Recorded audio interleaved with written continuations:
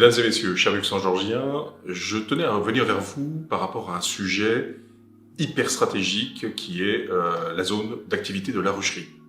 En effet, hier soir, nous avons fait la première réunion publique, webinaire, en raison de la crise sanitaire, pour parler avec les luxembourgiens de ce dossier.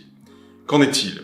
C'est un dossier qui a été interrompu pendant de longues années, que j'ai réenclenché en 2018 pour le rendre définitif, grâce à l'accord du ministre des Transports de l'époque.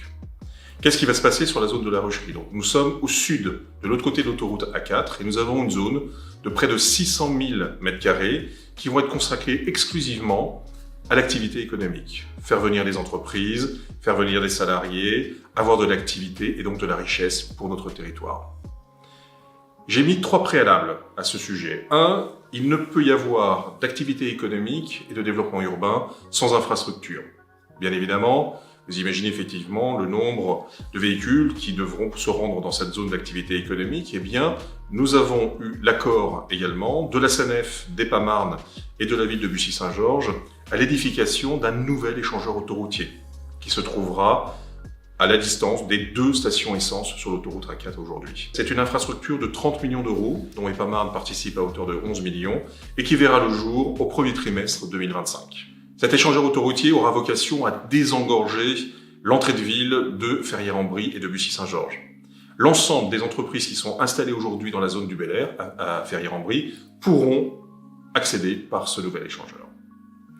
Enfin, un traitement paysager, et c'est très important, avec des vertus écologiques fortes, va être réalisé sur cet échangeur. En effet, 30 hectares de lisières, notamment côté forêt de Ferrières, ont été achetés par EPAMarne pour assurer une continuité écologique sur le projet. Ainsi, pour conclure, 4 vertus sont fortes et que j'ai identifiées sur ce projet. Création d'emplois et d'activités, désengorgement routier et autoroutier, traitement écologique de l'ensemble de la zone. Vous avez vu que nos zones d'activité économique sont plutôt vertueuses en la matière.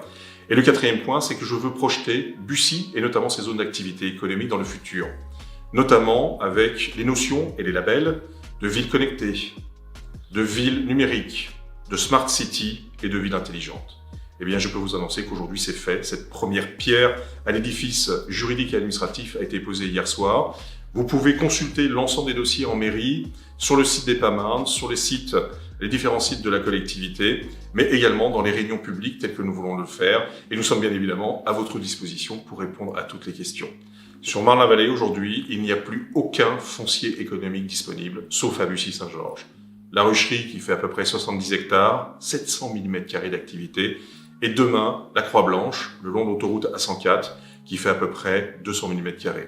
Je suis très fier de l'aboutissement de ce projet sous ma mandature et je vous donne rendez-vous très bientôt pour de nouvelles explications sur le développement de ce dossier. Bussy est et demeure une ville très attractive. À très bientôt et surtout, prenez soin de vous.